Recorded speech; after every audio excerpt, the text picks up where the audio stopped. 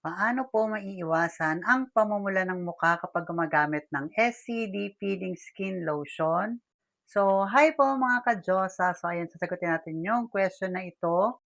Well, to be honest, wala pong paraan para maiwasan na makaranas po ng pamumula sa paggamit ng SCD Peeling Skin Lotion sa inyong mukha man or sa inyong braso at binti. Bakit? Since si SCD Peeling Skin Lotion po is rejuvenating lotion or rejuvenating product na hindi na kailangan ng bulak or toner. At once po nagmamit tayo ng kahit anong rejuvenating product sa balat po natin, meron po tayong tinatawag na rejuvenating process. You can check that on Google also for your preference.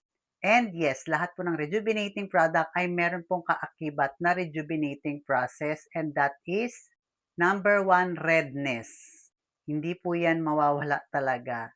Kapag gumamit po kayo ng rejuvenating product at hindi po namula ang mukha ninyo, it's either hindi po nagwo-work yung rejuvenating product na gamit nyo. Gets? Pero pwede po nating maiwasan na masobrahan naman sa pamumula. Kung after magbalat ng face ninyo, nakakaranas na kayo ng sobrang pamumula, sobrang paghapdi, pwede po kayong magpahinga at least 3 to 4 days. Depende po. Basta pagpahinga nyo yung face ninyo ng pag-apply ng SCD Peeling Skin Lotion, tuloy lang yung sunblock and soap.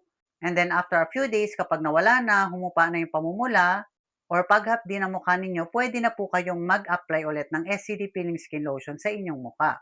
And then while using again, then nakaranas na naman kayo ng pamumula, pwede po ulit kayo magpahinga.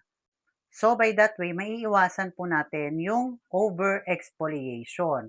Pero sa mga first-time user especially, normal po na makakaranas kayo ng redness, itching, sometimes swelling, pagdadry ng face, kasi trabaho nila yan na i-dry yung skin natin para mag-peel siya. Some skin type ay nakakaranas ng breakouts, pero depende pa rin yan on your skin type.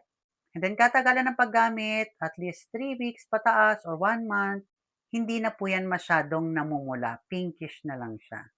Hindi po ito katulad ng ibang rejuvenating product na kahit matagal mo nang ginamit, nagtutusino pa rin ang mukha mo. Usually nararanasan nyo yan sa mga unang linggo lang po ng paggamit kapag bago lang kayo kay SCD Peeling Skin Lotion.